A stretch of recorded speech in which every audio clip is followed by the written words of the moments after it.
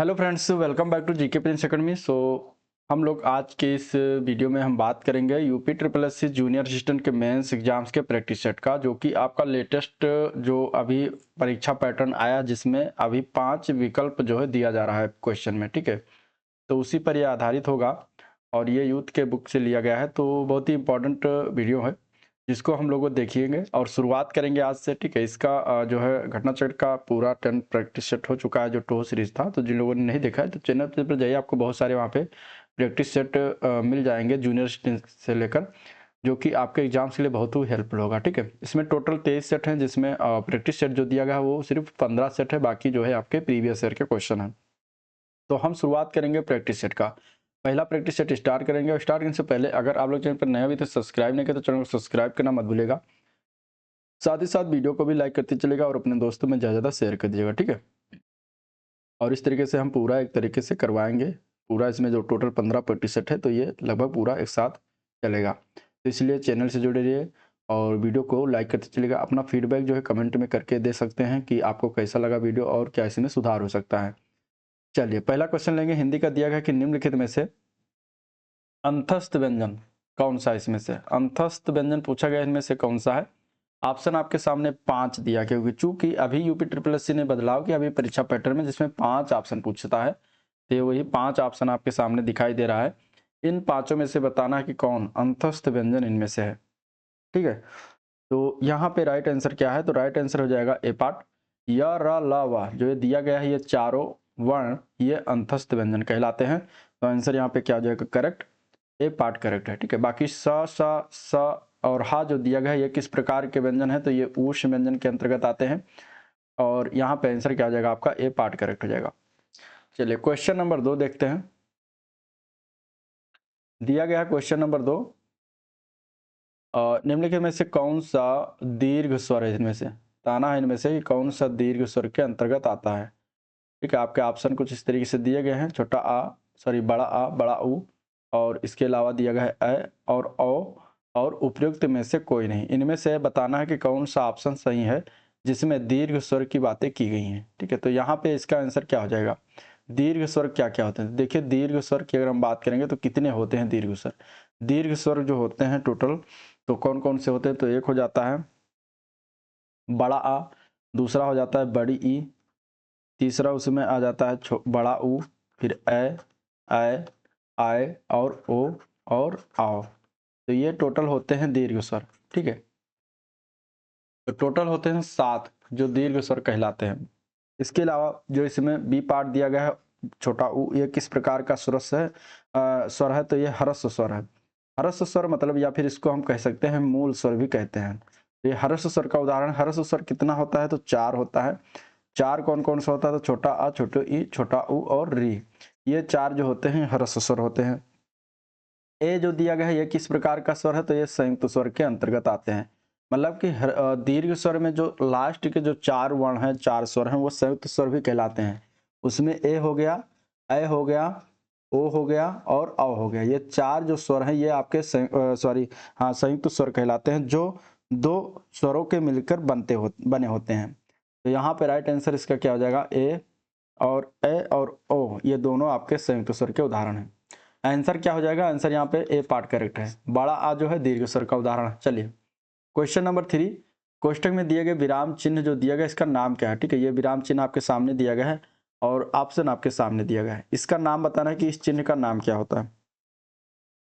अब जो ब्रैकेट में दिया गया चिन्ह, इसका नाम होता है अर्ध विराम। इसका नाम क्या होता है? इसका नाम है अर्ध विराम। जो ऊपर एक बिंदी होती है और नीचे इसे कामा लगा होता है, इसको हम क्या कहते हैं? अर्ध विराम कहते हैं। शेष अगर हम देखें, दिया गया है उद्धरण चिन्ह। उद्धरण चिन्ह कौन कौन होता है? तो वो होता है सिंगल इन्वर्टेड कामा या फिर डबल इन्वर्टेड कामा। तो इसको हम क्या कहते हैं? उद्धरण चिन्ह कहते हैं। ये हो गया। फिर आता है, इसमें लिखा है कि अल्प विराम। तो अल्प विराम सिर्फ सिंगल जो कामा होता है नीचे, उसको कहते हैं अल्प विराम, और ऊपर अगर एक बिंदी लग जाएगी तो वो हो जाएगा अर्ध विराम। निर्देशक चिन्ह, निर्देशक चिन्ह जो एक इस प्रकार का डंडी होता है, इसको कहते हैं निर्देशक चिन्ह, या इसको डैश भी कहा जाता है, डैश या निर्देशक चिन्ह। इस प्रकार ये हो जाएगा। यहाँ पे ऑप्शन जो सही है वो डी ऑप्शन सही है। ठीक है, चलिए क्वेश्चन नंबर 4 देखते हैं। क्वेश्चन नंबर 4 क्या दिया गया है? क्वेश्चन नंबर 4 में दिया गया है कि प्रद्युम्न की सही शुद्ध वर्तनी बताना है। इसमें किस ऑप्शन में प्रद्युम्न जो है सही शुद्ध रूप से लिखा हुआ है? तो यहाँ पे देखिए प्रद्युम्न की बात करेंगे तो ये लिखा हुआ है ए पार्ट में सही रूप से, ए पार्ट में जो लिखा हुआ है ये सही है, बाकी सारे गलत हैं। ठीक है, चलिए क्वेश्चन नंबर 5 देखते हैं। निम्नलिखित में से किस शब्द की वर्तनी सही है? वर्तनी इसमें से सही कौन सी है? 5 ऑप्शन इसमें दिए गए हैं और कौन सी वर्तनी सही है बताना। कौतूहल, कौतूहल की अगर हम देखेंगे तो ये वर्तनी इसकी शुद्ध रूप से लिखा हो, बाकी सारे गलत हैं, तो कौतूहल सही है। खलिहान जो लिखा है गलत लिखा हो, खलिहान को हम शुद्ध रूप से लिखते हैं तो खलिहान जो है इस तरीके लिखा जाता है। ठीक है, खलिहान ना कि खलिहान, तो खलिहान इसका ये रूप सही हो जाएगा। कार्तिक जो कि गलत लिखा है इसको कार्तिक लिखा जाता है इस प्रकार। ठीक है, ये कार्तिक होता है। और गिरिजा, गिरिजा भी गलत लिखा हुआ, गिरिजा को हम इस प्रकार लिखते हैं, गा पे छोटी ई की मात्रा, रा पे छोटी ई की मात्रा और जा पे बड़ा आ का मात्रा, तो इस प्रकार ये बनता है गिरिजा। तो आंसर यहाँ पे सी ऑप्शन ठीक है। इसके अलावा कंप्यूटर का आप लोग क्लास अगर नहीं देख रहे हैं तो आप लोग वीडियो चैनल पेज पर जाइए, आपको वहां से कंप्यूटर के क्लास इसमें स्टार्ट है। 3 चैप्टर तक हो चुका है क्लास, जिसमें आपको कुछ फैक्ट बताए जाते हैं, इसके बाद उससे रिलेटेड कुछ MCQs होते हैं आए हुए क्वेश्चन। तो आपके लिए कंप्यूटर्स का बहुत ही इंपॉर्टेंट वो वीडियो है और आप उसको जरूर देखिएगा। ठीक है, वो आपके एग्जाम पॉइंट ऑफ व्यू से ही बनाया गया है, यूपी खासकर यूपी SSC के लिए। तो चलिए अगला प्रश्न देखते हैं। क्वेश्चन नंबर 6 है, निम्नलिखित में से भाववाचक संज्ञा का उदाहरण कौन सा है इनमें से? ठीक है, भाववाचक संज्ञा का उदाहरण बताना है। अब ऑप्शन आपके सामने दिया गया है, 5 ऑप्शन दिए गए, इसमें से कौन सा भाववाचक संज्ञा का उदाहरण है? तो इस क्वेश्चन में देखेंगे तो जो सूक्ष्मता शब्द दिया गया है ए पार्ट, ये क्या है? ये भाववाचक संज्ञा का उदाहरण है। ठीक है, सूक्ष्मता जो है किसका है? भाववाचक संज्ञा है। जो एक शब्द है सूक्ष्म, सूक्ष्म शब्द जो है विशेषण है और इसी से विशेषण से बना हुआ सूक्ष्मता है जो कि भाववाचक संज्ञा है। ठीक है, भाववाचक संज्ञा क्या होता है? तो वह शब्द जिनके व्यक्ति या वस्तु के गुण, धर्म, दशा अथवा व्यापार का बोध हो, वहां पे भाववाचक, जैसे बुढ़ापा हो गया, मिठास हो गया, मधुरता हो गया, ऐसी भी भाववाचक संज्ञाएं हैं। अगला प्रश्न, निम्नलिखित में से कौन सा शुद्ध वाक्य है इनमें से? क्वेश्चन नंबर 7 में देखेंगे तो पहला दिया गया महादेवी छायावादी कवियत्री हैं। अब यहाँ पे देखिए जो कवियत्री लिखा हुआ है वो गलत लिखा हुआ है। ठीक है, ये कवियत्री कभी कभी शुद्ध वर्तनी में भी पूछ लिया जाता है, तो उसको किस प्रकार लिखते हैं? तो कवियत्री होता है, कवियत्री। ठीक है, ये होता है कवियत्री इस प्रकार, जो कि गलती लिखा होता है, यहाँ ये गलत हो जाएगा। इसके बाद दिया गया जब भी आप आओ मुझे मिले, तो यहाँ पे देखिए गलती किया गया है, यहाँ पे ये लिखना चाहिए था जब भी आप आए। ठीक है, आए होना चाहिए था, तो मुझसे मिले, तो इस प्रकार यहाँ पे 2 जगह पे गलती किया गया है, तो इस प्रकार ये भी गलत हो जाएगा। क्वेश्चन नंबर सी है, आपका दर्शन पाकर मैं धन्य हो गया। तो यहाँ पे देखिए आपका दर्शन जो दिया गया है गलत है, क्योंकि दर्शन शब्द जो है, दर्शन शब्द के साथ आपका नहीं लगता, दर्शन शब्द के साथ आपके लगता है। आपके दर्शन पाकर मैं धन्य हो गया, तो गलती यहाँ पर भी किया गया है। और मैं पर यहाँ पे बिंदी होनी चाहिए थी, जो कि नहीं है।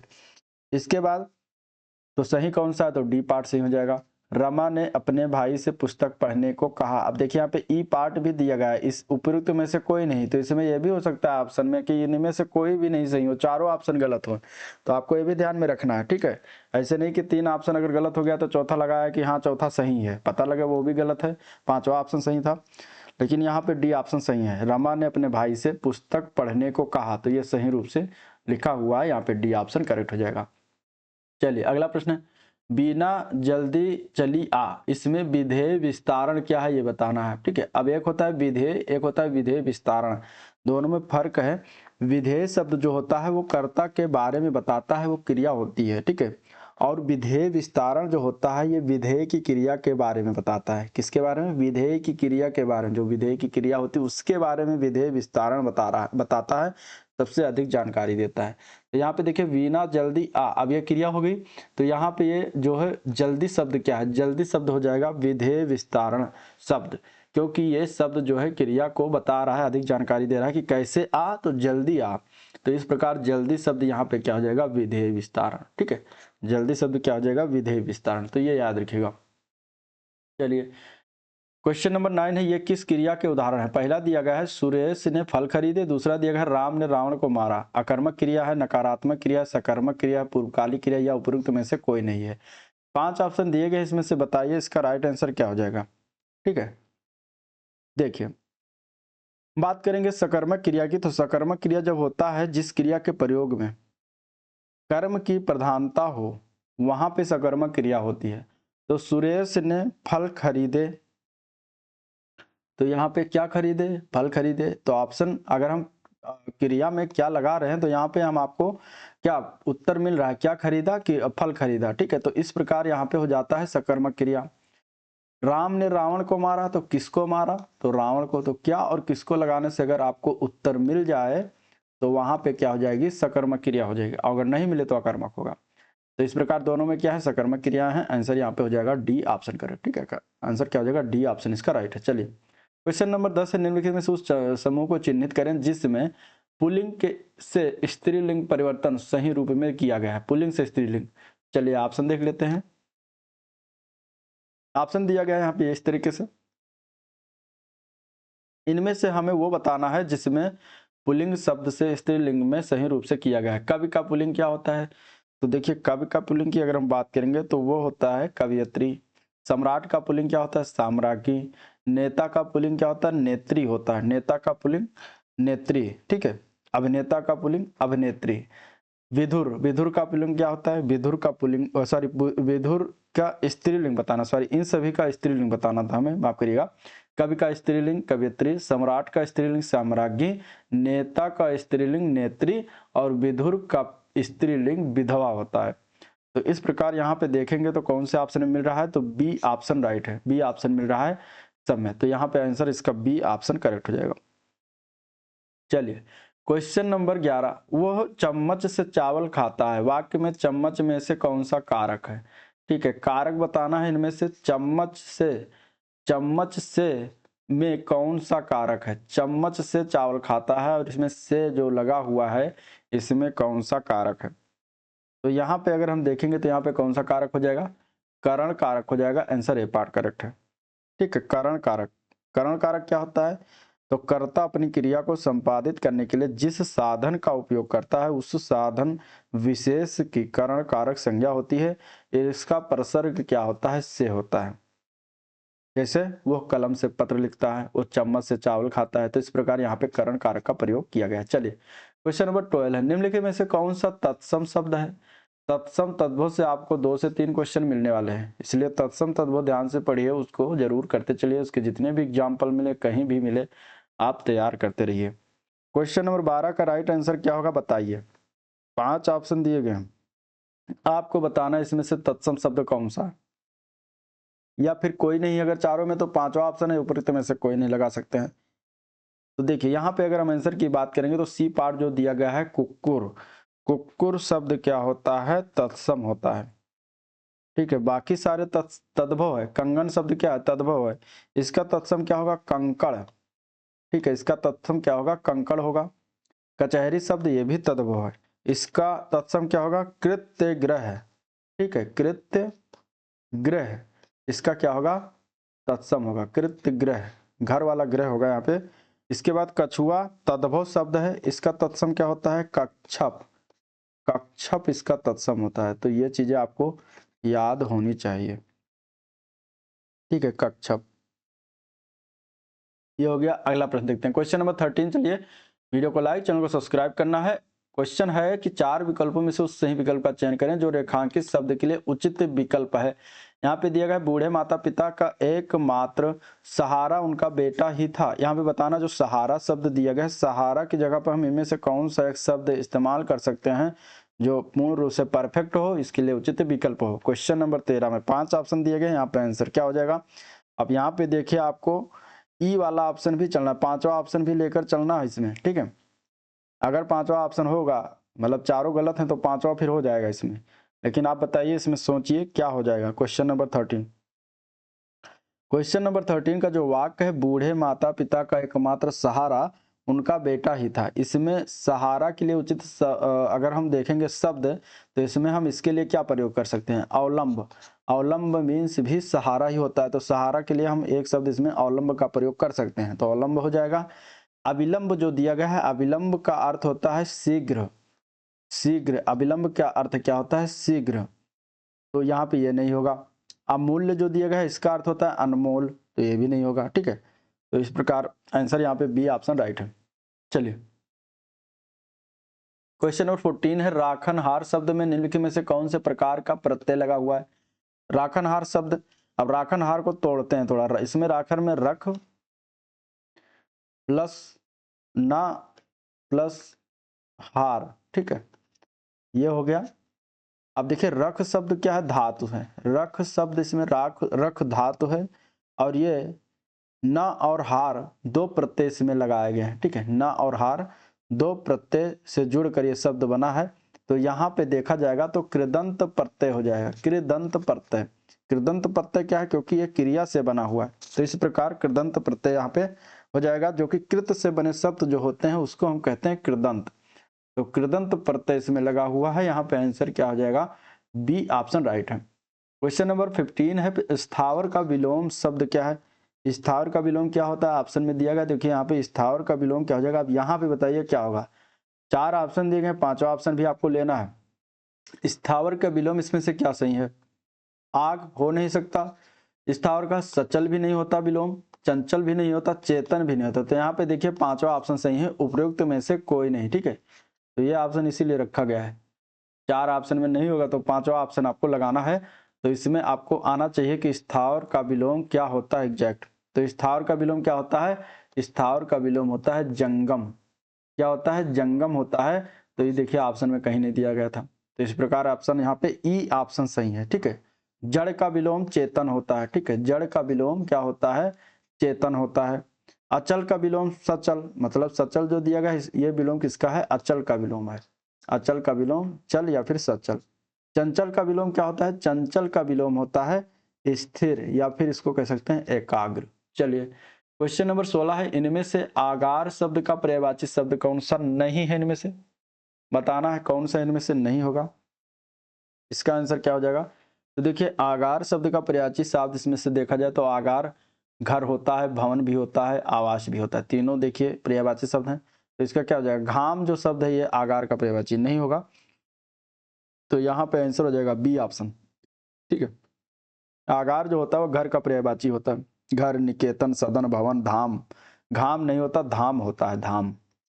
धाम, निवास, आलय, निलय, मंदिर, आवास, ये सभी जो होते हैं आगार के पर्यायवाची। चलिए इति और ईति का सही अर्थभेद बताना, क्वेश्चन नंबर 17, ठीक है। वीडियो को लाइक करना है, चैनल को जो लोग सब्सक्राइब नहीं किया प्रिय जो है सब्सक्राइब कर लीजिएगा। इसका अर्थ बताइए। क्वेश्चन नंबर 17 का आंसर क्या है, तो यहाँ पे देखिए इत जो दिया गया है पहला वाला, उसका अर्थ होता है समाप्त, और दूसरा जो ईत लिखा हुआ है इसका अर्थ क्या होता है, तो इसका अर्थ होता है विघ्न। तो समाप्ति और विघ्न इसका हो जाएगा आंसर बी पार्ट। चलिए अगला प्रश्न देखते हैं। क्वेश्चन नंबर 17 है निम्नलिखित में से कौन सा शब्द युग्म सही अर्थभेद सही नहीं है इनमें से। अनिल मतलब हवा, अनल मतलब आग, ये सही है या गलत है। तो यहाँ पे अगर हम देखेंगे तो ये सही है। दूसरा दिया अवलंब और अविलंब, अवलंब का मतलब सहारा और अविलंब का मतलब जो दिया गया है विलंब दिया गया है, जो कि गलत दिया गया है। तो यहाँ पे अविलंब का मतलब होता है शीघ्र, ठीक है, अभी ऊपर बताया अविलंब का क्या अर्थ होता है, शीघ्र होता है। तो गलत वाला यही बी पार्ट हो जाएगा, बाकी सारे सही हैं। तो आंसर यहाँ पे हो जाएगा बी ऑप्शन करेक्ट। चलिए क्वेश्चन नंबर 19 देखते हैं। किसी व्यक्ति या सिद्धांत का समर्थन करने वाला अनेक पद के लिए एक शब्द बताना है। किसी व्यक्ति या सिद्धांत का समर्थन करने वाले को हम एक शब्द में क्या कह सकते हैं, तो उसको हम कह सकते हैं अनुयायी। क्या कहते हैं, अनुयायी कहेंगे। आंसर यहाँ पे बी ऑप्शन करेक्ट हो जाएगा। चलिए अगले प्रश्न की तरफ चलते हैं। सद्भावना का संधि विच्छेद क्या होगा। सद्भावना का संधि विच्छेद होता है सत्य प्लस भावना, जो कि बी पार्ट में दिया गया, सत्य प्लस भावना। ये किस प्रकार की संधि का उदाहरण है, तो ये व्यंजन संधि का उदाहरण, ठीक है, व्यंजन संधि का। तो ये भी याद रखिएगा, बी पार्ट करेक्ट हो जाएगा। अगले प्रश्न में निम्नलिखित में से कौन सा समास का नाम सही है। सज्जन में अव्ययी भाव समास, अष्टाध्यायी में द्वंद्व समास, यथामित में कर्मधारय, शरणागत में तत्पुरुष, या फिर उपयुक्त में से कोई नहीं। किसमें से कौन सा एक समास सही है बताना। तो क्वेश्चन नंबर 21 में देखेंगे तो शरणागत जो दिया गया है इसमें तत्पुरुष समास है, जो कि सही है, ठीक है। इसका विग्रह करेंगे तो शरण में आया हुआ, इसमें में चिन्ह का लोप हो जाता है। तो तत्पुरुष समास के में क्या होता है, उत्तर पद प्रधान होता है और प्रथम पद जो होता है वो गौड़ होता है, और समासिक पद में विभक्ति का लोप हो जाता है, तो तत्पुरुष समास के अंतर्गत आता है, ठीक है। बाकी अगर हम देखेंगे सज्जन में, तो यहाँ पे कौन सा समास है, तो सज्जन में हो जाएगा कर्मधारय समास। सज्जन में कौन सा समास है, कर्मधारय समास है। दूसरा है अष्टाध्यायी। अष्टाध्यायी में देखेंगे तो यहाँ पे द्वंद्व ना होकर यहाँ पे द्विगु समास, जहाँ पे गिनती आ जाता है वहाँ पे द्विगु समास हो जाता है, द्विगु समास, ठीक है। और तीसरा देखा यथामिति, तो यथामिति में कौन सा समास है, तो यहाँ पे अव्ययी भाव समास है, अव्ययी भाव समास हो जाएगा। चलिए अगले क्वेश्चन की तरफ चलते हैं। निम्नलिखित में से विकल्प में से कौन सा वाक्य मिश्रित वाक्य का उदाहरण है? मिश्रित वाक्य का इनमें से कौन सा उदाहरण है ये बताना है। तो ऑप्शन दिया गया है ए, जब मैं छोटी थी तब साइकिल चलाती थी। यहाँ पे दो क्रिया संयुक्त शब्द से जुड़ा हुआ है जो कि मिश्रित वाक्य का यह उदाहरण है। मिश्र वाक्य मतलब जो वाक्य होते हैं एक से अधिक वाक्य मिले हों किंतु एक प्रधान उपवाक्य तथा शेष आश्रित उपवाक्य हो तो उसे मिश्र वाक्य कहा जाता है। तो आंसर यहाँ पे ए पार्ट ही करेक्ट है, बाकी सारे गलत हैं। चलिए श्रृंगार रस का स्थायी भाव क्या होगा, इसका आंसर बताइए। श्रृंगार रस का स्थायी भाव, क्वेश्चन नंबर 23 में 5 ऑप्शन दिए गए सभी में, इसमें कौन सा ऑप्शन सही है? श्रृंगार रस का स्थायी भाव क्या होता है? अब जब श्रृंगार रस का आप स्थायी भाव एग्जैक्ट जानते होंगे तभी इसका आंसर कर पाएंगे। यहाँ पे अगर हम देखेंगे तो इसका आंसर हो जाएगा ई पार्ट। उपयुक्त में से कोई नहीं सही है, क्योंकि श्रृंगार रस का स्थायी भाव क्या होता है? रति होता है। रति नामक स्थायी भाव जो होता है श्रृंगार रस का होता है, जो कि कोई भी ऑप्शन में नहीं दिया गया। निर्वेद जो दिया गया, निर्वेद यह किस रस का स्थायी भाव है? निर्वेद जो होता है शांत रस का स्थायी भाव होता है, ठीक है, शांत रस। हास, हास शब्द जो है यह हास्य रस का स्थायी भाव हो जाता है। इसके बाद विस्मय जो दिया गया, विस्मय किसका स्थायी भाव है? विस्मय जो है अद्भुत रस का स्थायी भाव, अद्भुत रस का स्थायी भाव विस्मय होता है। और क्रोध जो होता है, ये क्रोध किसका स्थायी भाव? तो क्रोध जो होता है रौद्र रस का स्थायी भाव होता है, ठीक है, रौद्र रस का स्थायी भाव क्रोध होता है। तो यहाँ पे हो जाएगा ई ऑप्शन, उपयुक्त में से कोई नहीं, ठीक है। चलिए चरण कमल बंदो हरिराई, चरण कमल बंदो हरिराई में कौन सा अलंकार है? चरण कमल बंदो हरिराई में अगर देखेंगे तो यहाँ पे हो जाएगा सी पार्ट, रूपक अलंकार है, ठीक है। कौन सा अलंकार है? रूपक अलंकार। जहां उपमेय और उपमान में कोई अंतर न दिखाई दे वहां रूपक अलंकार होता है। तो यहाँ पे जो है क्या हो जाएगा? रूपक अलंकार हो जाएगा। चलिए अंगद का पैर होना मुहावरे का अर्थ क्या है? निम्नलिखित में से अंगद का पैर होना जो मुहावरा है इसके लिए क्या होता है अर्थ? इसका मतलब प्रतिज्ञा जिससे कभी न डिगे या फिर अत्यंत दृढ़ संकल्प होना। तो आंसर क्या हो जाएगा? प्रतिज्ञा जिससे कभी न डिगे। चलिए क्वेश्चन नंबर 26 है, हिंदी का प्रथम समाचार पत्र कौन सा था? तो उसका नाम क्या था? तो उसका नाम था Udant Martand. Answer B option right है। इसकी शुरुआत 1826 से हुआ था, कोलकाता से, ठीक है। 1826 में कोलकाता से इसकी शुरुआत किया गया था, ठीक है। तो यहाँ पे आंसर इसका हो जाएगा उदंत मार्तंड। चलिए अब 5 ऑप्शन आपको किस में मिलेंगे? आपको ये अनुच्छेद यानी कि पैराग्राफ दिया गया उसको पढ़िएगा, उसी में क्वेश्चन है, ठीक है। सच्ची मित्रता जितनी बहुमूल्य होती है उसे बनाए रखना भी उतना ही कठिन है। इस मित्रता को स्थिर और दृढ़ करने के लिए जो है ये आप इसको पॉज करके वीडियो को पढ़ लीजिएगा, ठीक है, इस पूरे पैराग्राफ को।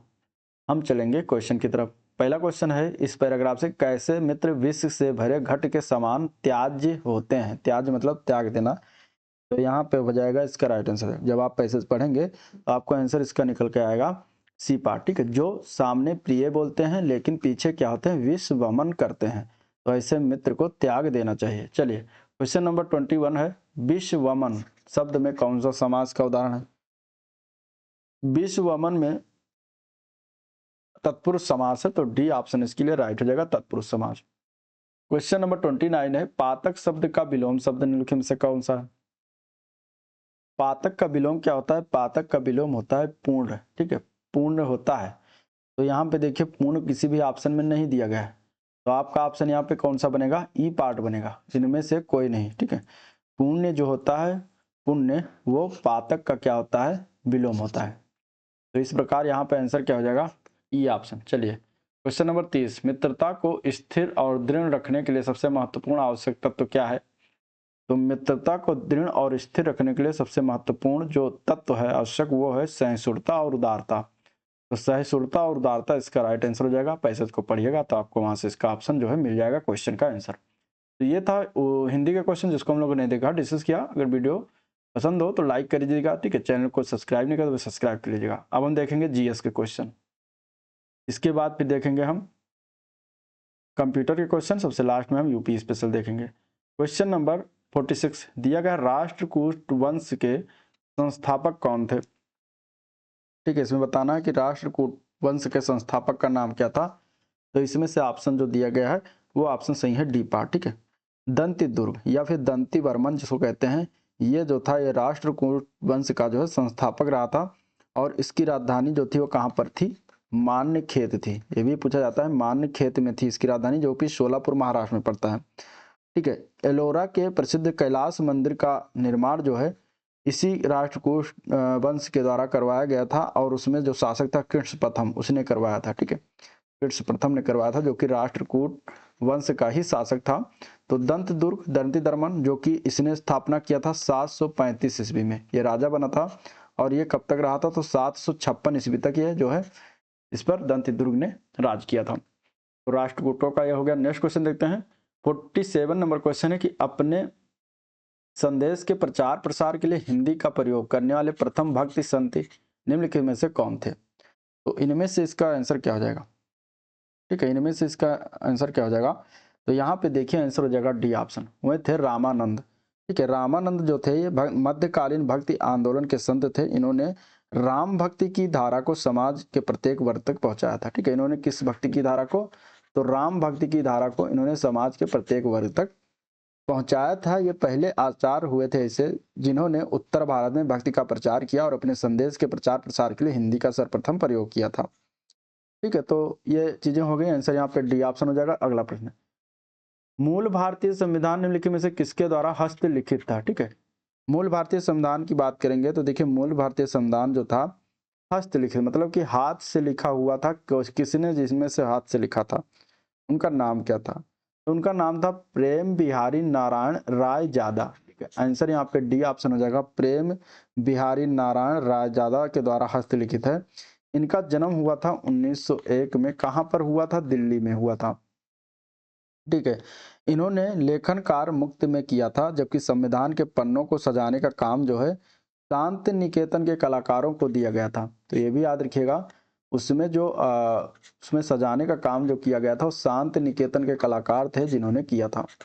ठीक है, तो प्रेम बिहारी नारायण राय जादा थे जिन्होंने हाथ से लिखा था संविधान को। चलिए क्वेश्चन नंबर 49 है, सह्याद्री पर्वत श्रृंखला में स्थित लोकप्रिय पहाड़ी किले का नाम बताएं जिसे द ईगल्स नेस्ट के नाम से जानते हैं। ऐसी कौन सी पहाड़ी है जिसको द ईगल्स नेस्ट के नाम से जानते हैं, जो सह्याद्री पर्वत श्रृंखला में स्थित है। तो उस पहाड़ी का नाम है शिवनेरी किला। उस पहाड़ी का नाम क्या है, शिवनेरी किला। यहाँ पे आंसर क्या हो जाएगा इसका, जो है बी ऑप्शन करेक्ट है, शिवनेरी किला। इसको द ईगल्स नेस्ट के रूप में जाना जाता है। सह्याद्री जिसको हम पश्चिमी घाट के नाम से भी जानते हैं। ठीक है, सह्याद्री जिसको हम किसके नाम से जानते हैं, पश्चिमी घाट के नाम से भी जानते हैं। और अगर हम बात करेंगे तो यह भारतीय राज्य तमिलनाडु, केरल, कर्नाटक, गोवा, महाराष्ट्र, गुजरात से होकर गुजरती है। तो ये चीजें हो गई। अगले क्वेश्चन की तरफ चलते हैं। इस फिग्नोमैनोमीटर का उपयोग किसके लिए करते हैं, क्या चीज मापा जाता है इस मैनोमीटर से। तो इस फिग्नोमैनोमीटर का प्रयोग हम रक्तचाप को मापते हैं, ब्लड प्रेशर को मापते हैं। तो आंसर यहाँ पे क्या हो जाएगा, ए पार्ट। ठीक है, बीपी को मापा जाता है। चलिए क्वेश्चन नंबर ये हो गया 50। अब देखेंगे क्वेश्चन नंबर 51। ठीक है, क्वेश्चन नंबर 51 हम देखेंगे। दिया गया है क्वेश्चन नंबर 51 है कि वो स्थल जहां हर्षवर्धन ने बौद्ध महासम्मेलन का आयोजन किया था उसका नाम बताना है, उस स्थल का नाम बताना है। यहाँ पे ऑप्शन दिया गया है 5। आपको बताना है वो स्थल जहां पे हर्षवर्धन के द्वारा बौद्ध महासम्मेलन का आयोजन किया गया था। तो देखिए हर्षवर्धन ने जो किया था जहाँ पे, उसका नाम, उस शहर का नाम था प्रयाग। प्रयागराज में हर्षवर्धन ने किया था। ऑप्शन में कोई नहीं मिलेगा, तो यहाँ पे ई ऑप्शन हो जाएगा, उपयुक्त में से कोई नहीं। ठीक है, प्रयागराज में जो है हर 5वें वर्ष महामोक्ष परिषद का आयोजन करता था और भारी दान करता था। तो इस प्रकार आंसर हो जाएगा प्रयागराज। चलिए क्वेश्चन नंबर 52। किस वर्ष में ईस्ट इंडिया कंपनी ने रणजीत सिंह के साथ अमृतसर की पहली संधि पर हस्ताक्षर किए। तो इसमें से इसका आंसर क्या हो जाएगा, तो वो वर्ष था 1809। 25 अप्रैल 1809 को अमृतसर की संधि राजा रणजीत सिंह तथा अंग्रेजों के मध्य हुआ था। इस संधि पर मेटकाफ और रणजीत सिंह ने जो है हस्ताक्षर किए थे। तो यहाँ पे आंसर क्या हो जाएगा, डी ऑप्शन करेक्ट है। दांडी नमक यात्रा के दौरान निम्नलिखित में से किस सामाजिक कार्यकर्ता ने गांधी जी के आंदोलनों को केवल पुरुषों तक सीमित न रखने के लिए राजी किया था? ये राजी किया गया था कमला देवी चट्टोपाध्याय के द्वारा। दांडी नमक यात्रा के दौरान जो है कमला देवी चट्टोपाध्याय एक सामाजिक कार्यकर्ता थी। इन्होंने गांधी जी को आंदोलन के लिए केवल पुरुषों तक सीमित न रखने के लिए राजी किया था और 24 दिन की ये जो था 24 दिन की इस मार्च की शुरुआत गांधी जी ने 12 मार्च 1930 को किया था। 12 मार्च 1930 से इसकी शुरुआत किया गया था। कहाँ से किया था? अहमदाबाद के साबरमती आश्रम से। साबरमती आश्रम बना हुआ है अहमदाबाद में, तो वहीं से इसकी शुरुआत की गई थी गांधी जी के द्वारा। और उस समय जब शुरुआत किया गया था इसमें टोटल कितने अनुयायी थे? तो 78 अनुयायी के साथ इसका शुरुआत किया गया था। ठीक है। और 6 अप्रैल 12 मार्च के बाद 6 अप्रैल 1930 को जो है गांधी जी ने समुद्र किनारे दांडी गांव के पहुंचकर नमक कानून तोड़ा था और यहीं से सबने अवज्ञा आंदोलन की शुरुआत की थी। तो राइट आंसर यहाँ पे बी ऑप्शन करेक्ट हो जाएगा। अगला प्रश्न, क्वेश्चन नंबर 54 दिया गया संविधान सभा का प्रथम अधिवेशन कब हुआ? बहुत पेट क्वेश्चन आया हुआ क्वेश्चन है। संविधान सभा का प्रथम अधिवेशन जो हुआ था 9 दिसंबर 1946 को किया गया था। तो आंसर यहाँ पे डी ऑप्शन राइट है। और इस समय इसके अस्थायी अध्यक्ष जो चुने गए थे संविधान सभा के सबसे वयोवृद्ध सदस्य होने के कारण डॉक्टर सच्चिदानंद सिन्हा को चुना गया था। ठीक है, तो उस समय बनाया गया था। इसके बाद 2 दिन बाद 11 दिसंबर को संविधान सभा ने डॉक्टर राजेंद्र प्रसाद को निर्विरोध संविधान सभा का परमानेंट अध्यक्ष के रूप में चुन लिया। तो ये चीजें याद रखिएगा। चलिए क्वेश्चन नंबर 55 भारतीय संविधान का निम्नलिखित में से कौन सा अनुच्छेद मानव के क्रय विक्रय तथा जबरदस्ती मजदूरी कराने पर प्रतिबंध लगाता है? वो कौन सा अनुच्छेद है? तो वह है 23 नंबर अनुच्छेद।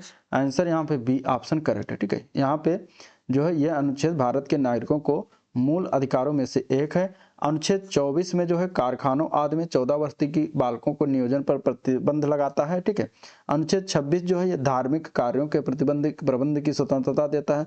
और अनुच्छेद 32 संवैधानिक उपचारों का अधिकार है। तो ये चारों जो अनुच्छेद हैं ये सभी आपके मौलिक अधिकार से संबंधित है। आंसर यहाँ पे आपका ए पार्ट करेक्ट है। चलिए क्वेश्चन नंबर 56 है, ग्रेनाडा कहाँ स्थित है? ग्रेनाडा बताना है कहाँ पर स्थित है। देखिए ग्रेनाडा जो है कैरिबियन देश है। ठीक है, किस प्रकार का देश है? तो ये कैरिबियन देश है। और ये अगर देखा जाएगा तो किस महासागर में स्थित है ग्रेनाडा? तो ये पड़ता है कैरिबियन महासागर, कैरिबियन सागर में। आंसर यहाँ पे हो जाएगा बी ऑप्शन करेक्ट है, जो कि कैरिबियन सागर जो है अटलांटिक महासागर में स्थित है। और इसकी राजधानी का नाम क्या है? Saint George. क्या नाम है? सेंट जॉर्ज नाम है। तो इसकी राजधानी भी याद रखिएगा ग्रेनाडा की। ठीक है, चलिए क्वेश्चन नंबर 57 एक्वीफर यानी जलभृत क्या है? तो एक्वीफर मतलब जो भौम जल स्तर के नीचे जो संतृप्त क्षेत्र होता है उसको हम कहते हैं जलभृत या एक्वीफर या जलभर। तो यहाँ पे आंसर क्या सही है? ए पार्ट सही है। इसका आंसर क्या सही है? ए पार्ट सही है। जलभृत जो होता है धरातल के सतह के नीचे चट्टानों का एक ऐसा संस्तर होता है जहां भूजल जो है एकत्रित होता है। ठीक है, जलभर ज्यादातर ऐसी बलुआ पत्थर चट्टानों में पाए जाते हैं जिनके नीचे शैल या फिर सिल्ट स्टोन की परत पाई जाती है। ठीक है, जलभर को अपार गम्य जलरोधी परत की उपस्थिति के आधार पर 2 भागों में बांटा जाता है। एक उसमें हो जाता है मुक्त जलभर और दूसरा है संरोधित जलभर। तो आंसर यहाँ पे ए पार्ट करेक्ट है। अगला प्रश्न, चमेरा बांध किस नदी पर बनाया गया है? चमेरा बांध की बात करेंगे तो ये बना हुआ है हिमाचल प्रदेश में। कहाँ पर बना हुआ? हिमाचल प्रदेश में। कौन सी नदी बहती है हिमाचल प्रदेश में? तो हिमाचल प्रदेश में इनमें से अगर देखा जाए तो रावी नदी पर बनाया गया। ठीक है, रावी नदी पर, रावी नदी। अब ऑप्शन में आपको चारों ऑप्शन में नहीं मिलता तो यहाँ पे ई ऑप्शन हो जाएगा। ठीक है, चमेरा बांध हिमाचल प्रदेश में स्थित है और इसे रावी नदी पर बनाया गया। तो ये चीजें आप याद रखिएगा। क्वेश्चन नंबर 59 दिया गया है, निम्नलिखित में से किस प्रकार की अर्थव्यवस्था में संसाधनों पर निजी अधिकार होते हैं और आर्थिक गतिविधियों का मुख्य उद्देश्य लाभ अर्जित करना होता है? वो किस प्रकार की अर्थव्यवस्था होती है? तो यह अर्थव्यवस्था होती है पूंजीवादी अर्थव्यवस्था। आंसर यहाँ पे हो जाएगा आपका ए ऑप्शन करेक्ट। ठीक है, चलिए क्वेश्चन नंबर 60 देखते हैं। 60 नंबर क्वेश्चन में क्या दिया गया है? क्वेश्चन नंबर 60 दिया गया है, पादप कोशिका भित्ति निम्नलिखित में से किससे बनी होती है? ठीक है, तो ध्यान रखिएगा पादप कोशिका भित्त जो है इनमें से इसका आंसर क्या हो जाएगा? तो यहाँ पे आंसर हो जाएगा बी पार्ट, ये सेल्यूलोज की बनी होती है। ठीक है, पादप कोशिका भित्त सेल्यूलोज और पेक्टिन, ठीक है, पेक्टिन भी होता है, तो सेल्यूलोज और पेक्टिन की बनी होती है, ध्यान में रखिएगा। और ये पौधों की वृद्धि का समर्थन करती है और ये संरचनात्मक ढांचा जो है प्रदान करती है। ठीक है, कोशिका भित्ति रोग जनकों के खिलाफ रक्षा की पहली पंक्ति के रूप में कार्य भी करती है। चलिए, एस्चेरिचिया कोलाई जीवाणु मुख्य रूप से पाया जाता है, कहाँ पर पाया जाता है? तो एस्चेरिचिया कोलाई मतलब इसको हम ई कोलाई के नाम से जानते हैं, ई कोलाई के नाम से भी जानते हैं। ठीक है, तो एस्चेरिचिया कोलाई या ई कोलाई जो है एक प्रकार का जीवाणु है जो आमतौर पर मनुष्य और गर्म खून वाले जानवरों की आंत में पाया जाता है। तो मानव आंत यहाँ पे राइट, इसका उपयुक्त आंसर हो जाएगा ए पार्ट करेक्ट है, मानव आंत में ये मिलता है। ठीक है, ये जो होता है इकोलाई अधिकांश उपभेद हानि रहित होता है, जबकि कुछ इसके उपभेद खाद्य खनिज जनित रोग पैदा करते हैं, जैसे कि सीगा विष उत्पादक इकोलाई।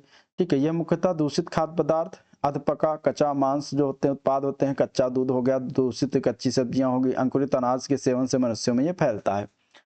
चलिए अगला प्रश्न है, यूएनएफसीसी का निम्नलिखित में से क्या है? यूएनएफसीसी का अर्थ बताना। यूएनएफ का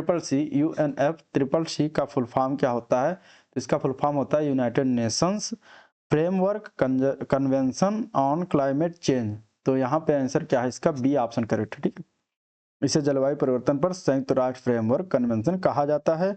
हिंदी में इसका गठन कब किया गया था? 1992 में इसका गठन हुआ था और रियो में हुआ था, रियो डी जेनेरियो में एक सम्मेलन हुआ था, पृथ्वी सम्मेलन के दौरान, तो वहीं पर इसका किया गया था। और यह प्रभाव कब से हुआ, प्रभाव में आया? तो 1994 से प्रभाव में आया था। ठीक है, इसका मुख्यालय कहाँ बनाया गया है? मुख्यालय इसका हेडक्वार्टर कहाँ, याद रखिएगा, इसका हेडक्वार्टर है बॉन शहर कहाँ है? जर्मनी में। ठीक है, बॉन शहर कहाँ है? जर्मनी में। ठीक है, तो ये इसका यहाँ पे मुख्यालय रखा गया है। चलिए, क्वेश्चन नंबर 63 दिया गया है, निम्नलिखित में से हाल ही में ड्यूमा बोको किस देश के 6वें राष्ट्रपति के रूप में चुने गए? ड्यूमा बोको जो है ये बनाए गए हैं बोत्सवाना के। ठीक है, आंसर क्या हो जाएगा? सी ऑप्शन हो जाएगा, बोत्सवाना का ये 6वें राष्ट्रपति बनाए गए हैं। इनके जो पार्टी उनका नाम, उस पार्टी का नाम है अम्ब्रेला फॉर डेमोक्रेटिक चेंज दल। तो ये भी याद रखिएगा, बोत्सवाना गणराज्य जो है अफ्रीका महाद्वीप में पड़ता है, दक्षिण में स्थित है और इसकी राजधानी का नाम है गैबोरोन। ठीक है, गैबोरोन, इसकी राजधानी का नाम क्या है? गैबोरोन। चलिए, निम्नलिखित में से किस राज्य ने नवंबर 2024 में दीपम योजना के दूसरे चरण की शुरुआत की थी, जिसके तहत पात्र परिवारों को मुफ्त गैस सिलेंडर दिए जाते हैं? इनमें से तो यहाँ पे इसका राइट आंसर क्या हो जाएगा? तो देखिए, राइट आंसर की बात करेंगे तो ये शुरुआत किया गया था आंध्र प्रदेश राज्य सरकार के द्वारा। आंध्र प्रदेश के मुख्यमंत्री कौन है? चंद्रबाबू नायडू। ठीक है, चंद्रबाबू नायडू जो हैं आंध्र प्रदेश के मुख्यमंत्री हैं। इन्होंने श्रीकाकुलम जिले में जो है सुपर 6 प्रॉमिसेस के पहल के तहत दीपम योजना के दूसरे चरण की शुरुआत किया गया था। इसमें क्या है? परिवारों को मुफ्त सिलेंडर प्रदान किया जाता है। चलिए, चीन की belt and road initiative BRI में शामिल होने से इनकार करने वाला दूसरा ब्रिक्स देश कौन सा बना है? तो उस देश का नाम है ब्राजील। ठीक है, ब्राजील दूसरा देश बन गया है। अब यहाँ पे अगर हम बात करेंगे तो ब्रिक्स देशों में भारत के बाद अब ऐसा करने वाला ब्राजील दूसरा देश है। चलिए, कंप्यूटर के संबंध में बताना है, क्वेश्चन हो जाएगा। आप कंप्यूटर से संबंध देखेंगे, अभी तक GS का चल रहा था।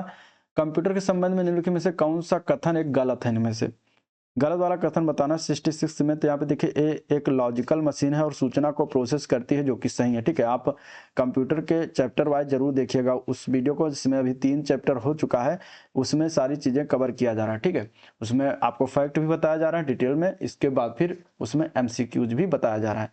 तो वो वीडियो आप लोग जरूर देखिए, चैनल पर जाइए, आपको वहाँ से मिल जाएगा। ठीक है, तो ये सही है। बी पार्ट, इसने जो भी कोई सूचना स्टोर की है उस तक पहुँच सकता है, ये भी सही है। इसमें कोई भावावेश नहीं होता, इसकी अपनी कोई भावना या चाहत नहीं, तो ये भी सही है। ये अप्रतिबंधित ढंग से अपनी सूचना तक पहुंचता है, तो गलत है। अप्रतिबंधित ढंग से नहीं पहुंचता, तो डी पार्ट इसके लिए बिल्कुल सही नहीं है। बाकी सारे सही थे, तो आंसर यहाँ पे डी ऑप्शन ही हो जाएगा। चलिए, अगला क्वेश्चन देखते हैं। निम्नलिखित प्रोग्राम जिसके कारण कंप्यूटर वांछित तरीके से कार्य करते हैं क्या कहलाता है?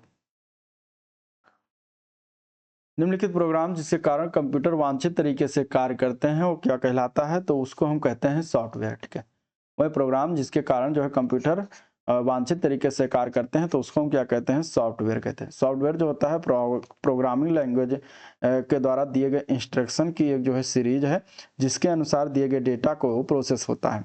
ठीक है, बिना सॉफ्टवेयर के कंप्यूटर कोई भी कार्य नहीं कर सकता। इसका प्राइमरी जो उद्देश्य होता है, पर्पज होता है, वो डेटा को इन्फॉर्मेशन में चेंज करना या कन्वर्ट करना। सॉफ्टवेयर के निर्देश के अनुसार ही हार्डवेयर भी कार्य करते हैं। तो आंसर सी ऑप्शन जाएगा। नेक्स्ट क्वेश्चन, कंप्यूटर पर लॉगिन नाम और पासवर्ड के सत्यापन को किस रूप में जाना जाता है? तो यहाँ पे अगर देखेंगे तो आंसर हो जाएगा ए पार्ट। इसको हम कहते हैं authentication. Answer A part correct हो जाएगा। ठीक है, ऑथेंटिकेशन के यूजर्स की पहचानने की प्रक्रिया होती है। प्रदान किए गए क्रेडेंशियल की तुलना किसी स्थानीय ऑपरेटिंग सिस्टम पर या किसी प्रमाणीकरण सर्वर के भीतर अधिकृत यूजर्स की जानकारी के डेटाबेस में मौजूद डेटा से किया जाता है। चलिए, इंसर्शन पॉइंट को माइक्रोसॉफ्ट वर्ड डॉक्यूमेंट की शुरुआत ले जाने के लिए किस कीबोर्ड शॉर्टकट की का हम उपयोग करते हैं?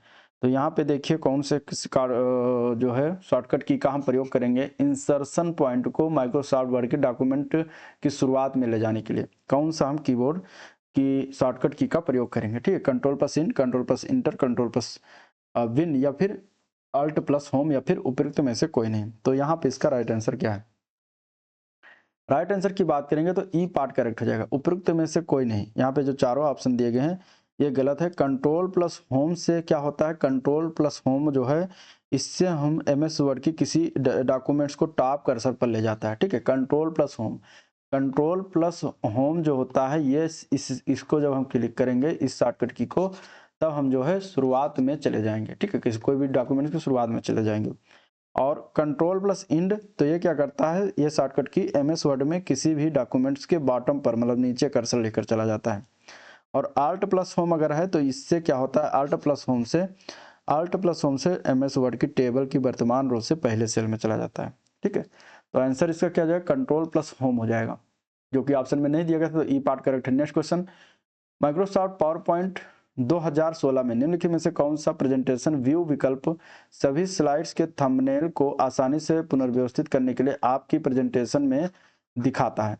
तो देखिए यहाँ पे बताना है कि जो एमएस पावर पॉइंट 2016 उनमें से कौन सा ऐसा प्रेजेंटेशन व्यू विकल्प है जो सभी स्लाइड के थंबनेल को आसानी से पुनर्व्यवस्थित करने के लिए आपकी प्रेजेंटेशन में दिखाता है। तो वो कौन सा व्यू है? तो वो हो जाएगा स्लाइड सॉर्टर व्यू। उसका नाम क्या है? स्लाइड सॉर्टर व्यू नाम है। तो यहाँ से हम प्रत्येक स्लाइड का एक लघु चित्र देख सकते हैं। ठीक है, स्लाइड सॉर्टर भी इसका राइट आंसर हो जाएगा। नेक्स्ट क्वेश्चन, वीडियो कॉन्फ्रेंसिंग हेतु निम्नलिखित में से कौन सा डिवाइस इसमें से अनिवार्य है? तो यहाँ पे कौन सा डिवाइस अनिवार्य है? तो वीडियो कॉन्फ्रेंसिंग के लिए सबसे ज्यादा वेब कैम की जरूरत है, कैमरे की जरूरत है। आंसर यहाँ पे सी ऑप्शन इसका राइट हो जाएगा। ठीक है, चलिए, निम्नलिखित में से किसको मानव यूजर्स और कंप्यूटर हार्डवेयर के बीच एक इंटरफेस के रूप में जाना जाता है? तो वो चीज़ क्या है? तो वो है ऑपरेटिंग सिस्टम। आंसर यहाँ पे ए पार्ट है। ऑपरेटिंग सिस्टम की कुछ परिभाषाएं हैं प्रमुख, जैसे कि ऑपरेटिंग सिस्टम एक ऐसा सॉफ्टवेयर होता है जो यूजर्स एवं मानव कंप्यूटर हार्डवेयर के बीच एक जो है इंटरफेस का कार्य करता है।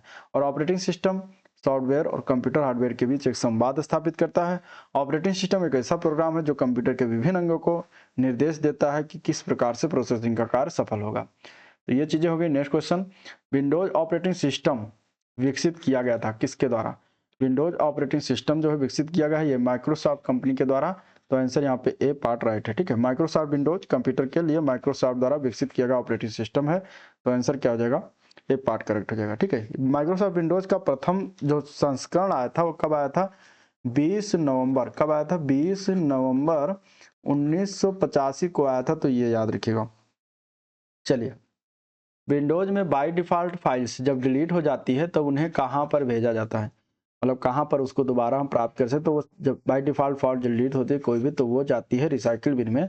तो आंसर यहाँ पे बी ऑप्शन करेक्ट हो जाएगा। ठीक है, रिसाइकिल बिन जो होता है डेस्कटॉप पर डस्टबिन की तरह दिखाई देने वाला आइकन होता है। और जब हम फाइल या फोल्डर को हार्ड ड्राइव से डिलीट करते हैं तो ये वास्तव में डिलीट ना होकर रिसाइकिल बिन में स्टोर हो जाती है। ठीक है, तो इस प्रकार ये हो जाएगा। अगला प्रश्न है, लिब्रे ऑफिस कैल्क में फंक्शन को इंसर्ट करने के लिए कौन सी शॉर्टकट की प्रयोग करते हैं? लिब्रे ऑफिस कैल्क की बात करेंगे तो यहाँ पे राइट आंसर क्या है? उसके लिए हम कंट्रोल प्लस फंक्शन 2 वाली जो बटन है इसको हम क्लिक करेंगे इंसर्ट करने के लिए। तो यहाँ पे आंसर इसका बी ऑप्शन राइट हो जाएगा। ठीक है, ये शॉर्टकट की का प्रयोग करके हम लिब्रे ऑफिस कैल्क के फंक्शन को इंसर्ट किया जा सकता है। चलिए अगले प्रश्न की तरफ बढ़ते हैं। क्वेश्चन नंबर 76 दिया गया है, इंटरनेट की शुरुआत किसके रूप में की गई थी। इंटरनेट की शुरुआत की बात करेंगे तो ये जो शुरुआत किया गया था ये किसके रूप में किया गया था। तो यहाँ पे देखिए इंटरनेट की अगर हम बात करें, दिया गया टीसीपी आईपी का प्रयोग जो कि इसके रूप में नहीं किया गया था। ब्रिटिश सुरक्षा बलों के नेटवर्क के लिए भी, इसके लिए भी नहीं शुरुआत किया गया था। बेल प्रयोगशाला के शोध वैज्ञानिकों के लिए एक दल के लिए, इसके लिए भी नहीं किया गया था। उपरोक्त तो सभी के उदाहरण गलत हो जाएगा। ऑब्वियसली यहाँ पे आंसर क्या हो जाएगा, ई पार्ट करेक्ट हो जाएगा इसका, ठीक है। उपरोक्त में से कोई नहीं। तो देखिए इंटरनेट का पूरा नाम जो है वह है इंटरनेशनल नेटवर्क, इसका पूरा नाम है। यह आपस में एक दूसरे से जुड़े कंप्यूटर नेटवर्क की एक ग्लोबल संरचना है। यह जो है टीसीपी आईपी मतलब ट्रांसमिशन कंट्रोल प्रोटोकॉल और इंटरनेट प्रोटोकॉल का उपयोग करते हुए डेटा को पैकेट स्विचिंग के द्वारा आदान प्रदान करता है। विश्व के लगभग सारे नेटवर्क कंप्यूटर से जुड़े होते हैं और इंटरनेट कंप्यूटर पर आधारित अंतर्राष्ट्रीय सूचनाओं का तंत्र है। इसे सूचना राजपथ भी कहते हैं। विश्व में सर्वप्रथम 1969 में, सर्वप्रथम कब 1969 में अमेरिकी रक्षा विभाग के द्वारा एक ARPANET है जिसने कंप्यूटर नेटवर्क विकसित किया था, ठीक है। तो ARPANET के द्वारा विकसित किया गया था और ये जो है ARPANET के द्वारा विकसित किया गया था कंप्यूटर नेटवर्क। जबकि भारत में इसका प्रारंभ कब से हुआ, भारत में 1995 से प्रारंभ हुआ। 15 अगस्त 1995 से VSNL मतलब कि विदेश संचार निगम लिमिटेड के द्वारा शुरुआत किया गया था, ठीक है। तो इस प्रकार यहाँ पे किसके द्वारा शुरुआत किया गया था, किस रूप में, तो अमेरिका की रक्षा विभाग द्वारा ARPANET के द्वारा यह शुरुआत किया गया था, विकसित किया गया था 1969 में। तो इसीलिए यहाँ पे आंसर ई पार्ट हो जाएगा। नेक्स्ट क्वेश्चन, वेब ब्राउजिंग के संबंध में बुक मार्ग का उद्देश्य क्या है। यह है कि आप क्या करें, तो देखिए वेब ब्राउजिंग के संदर्भ में बुक मार्ग की बात करेंगे तो ये होता है कि आप विशिष्ट वेबसाइटों को सेव और व्यवस्थित कर सकें ताकि आप उन पर बार बार जा सकें। तो ये बुक मार्क का एक पर्पज होता है, उद्देश्य होता है। तो यहाँ पे आंसर ए पार्ट इसका राइट है। चलिए क्वेश्चन नंबर अगला देखते हैं। फाइलों को इंटरनेट के माध्यम से सुरक्षित रूप से किसके द्वारा स्थानांतरित किया जा सकता है इसमें से। तो फाइलों को देखिए इंटरनेट के माध्यम से सुरक्षित रूप से अगर हम ट्रांसफर करेंगे तो उसके लिए हम प्रयोग करते हैं FTP का। FTP का फुल फॉर्म क्या होता है, FTP का फुल फॉर्म होता है फाइल ट्रांसफर प्रोटोकॉल। तो आंसर यहाँ पे ए पार्ट करेक्ट है। नेक्स्ट क्वेश्चन, DFT का फुल फॉर्म क्या है, कंप्यूटर के टर्म में DFT का फुल फॉर्म, तो इसका फुल फॉर्म बनता है digital financial tools. Digital financial tools जो कि दिया गया है सी पार्ट में, ठीक है। डिजिटल फाइनेंशियल टूल्स क्या है, तो ये सर्विस है जो आधारभूत वित्तीय सेवाओं को गरीबों तक नवीनतम तकनीकों के द्वारा बहुत ही कम लागत में पहुंचाती है। DFS के चैनल 24/7 365 मतलब पूरे साल 24 घंटा आपको सेवाएं प्रदान करते हैं। तो आंसर यहाँ पे सी ऑप्शन हो जाएगा। चलिए निम्नलिखित में से किस ऑनलाइन सेवा की गोपनीयता को टॉर का उपयोग करके सुरक्षित नहीं किया जा सकता, ठीक है। टॉर, अब देखिए इसमें आंसर क्या हो जाएगा, आंसर यहाँ पे हो जाएगा सी पार्ट। ID का उपयोग करके लॉगिन करें तो यहाँ पे आंसर सी ऑप्शन जाएगा, ठीक है। ID के उपयोग से लॉगिन करके आप खाते तक पहुंचने के लिए स्पष्ट रूप से आपकी ID क्या होगी लगेगी और इस ऑनलाइन सेवा की गोपनीयता को टॉर का उपयोग करके सुरक्षित नहीं किया जा सकता है।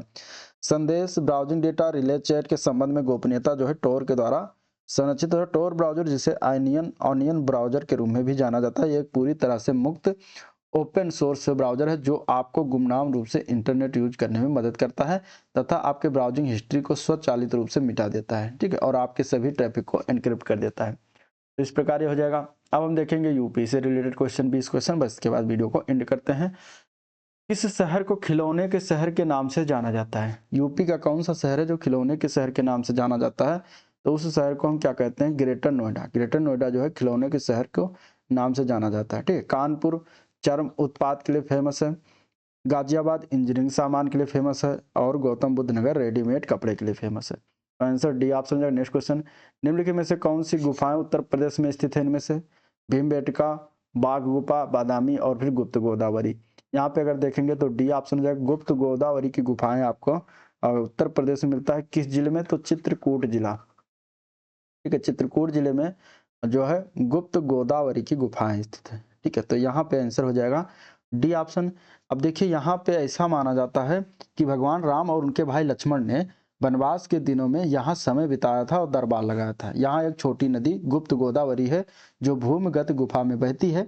भीमबेटका की गुफाएं और बाघ गुफाएं मध्य प्रदेश में और बादामी की गुफाएं कर्नाटक राज्य में स्थित है। तो ये हो गया। अगले प्रश्न की तरफ बढ़ते हैं। Question number 83।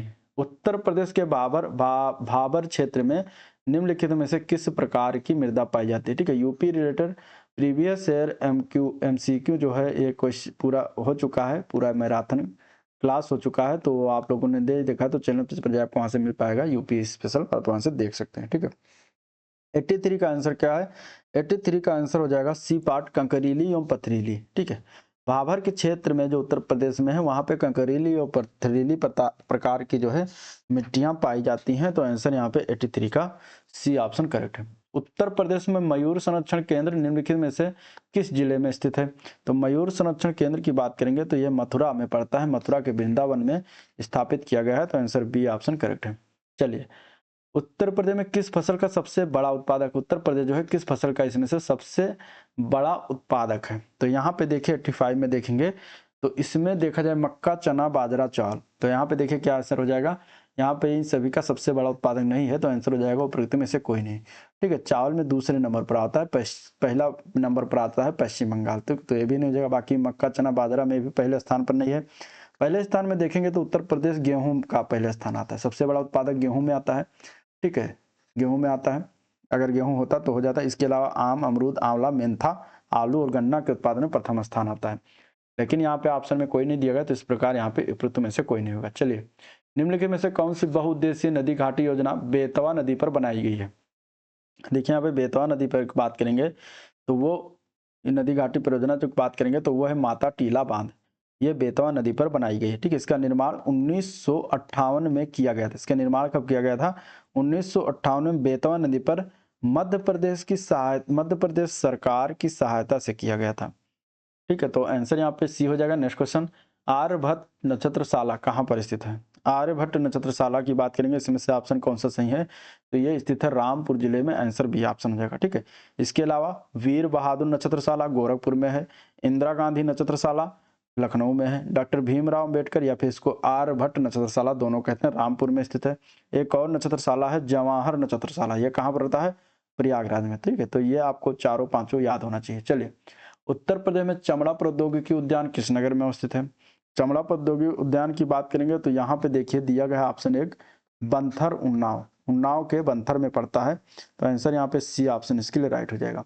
चलिए, क्वेश्चन नंबर 89, निम्नलिखित में से कौन सा सही सुमेलित नहीं है?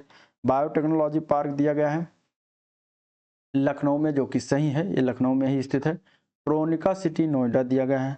तो और दिया गया है plastic city Kanpur, leather technology park Unnao. इसमें से कौन सा गलत है 89 में?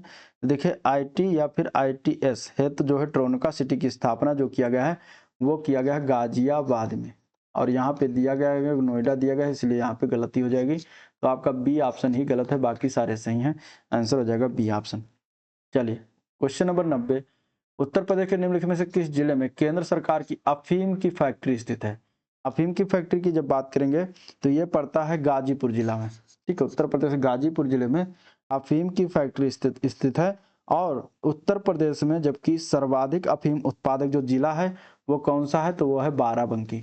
अगर सबसे ज्यादा उत्पादक वाला जिला पूछा जाएगा तो बाराबंकी में सबसे ज्यादा अफीम की खेती की जाती है, लेकिन उसका फैक्ट्री जो है गाजीपुर में स्थित है। ठीक है, गाजीपुर जो है गंगा नदी के किनारे, वह बिहार की सीमा से लगा हुआ स्थान है, तो ये भी याद रखिएगा। यहाँ पे जो एक फैक्ट्री बनी थी, ये कब बनी थी? 1820 ईस्वी में अंग्रेजों के द्वारा बनवाया गया था। ठीक है, चलिए, और यहीं पर गाजीपुर में कॉर्नवालिस की क्या है? कब्र भी यहीं पर स्थित है। ठीक है, चलिए, निम्नलिखित में से कौन हड़प्पीय पुरस्थल उत्तर प्रदेश में इसमें से नहीं स्थित है? तो इन वहां पे देखा जाए हुलास उत्तर प्रदेश में पड़ता है।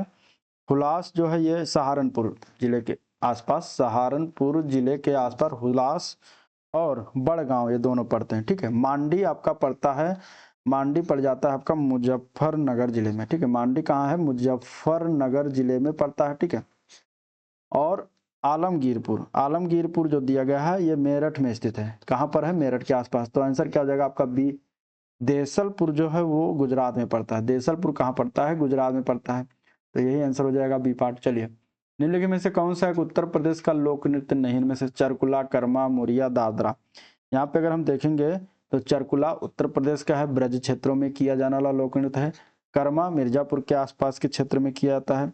मुरिया भी जो है आपका कहाँ पड़ता है? मुरिया जो है ये आपका उत्तर प्रदेश का लोक नृत्य नहीं है, तो यही आंसर हो जाएगा डी ऑप्शन। मुरिया जो है ये मुरिया जनजाति के द्वारा छत्तीसगढ़ में किया जाता है, छत्तीसगढ़।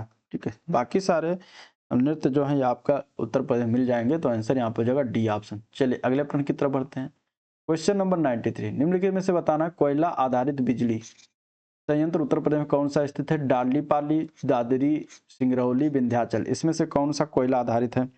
तो यहाँ पे अगर देखेंगे तो दादरी और सिंगरौली ये दोनों क्या है? कोयला आधारित है, तो आंसर हो जाएगा बी ऑप्शन। ठीक है, दादरी और सिंगरौली ये दोनों क्या है? कोयला आधारित बिजली संयंत्र हैं।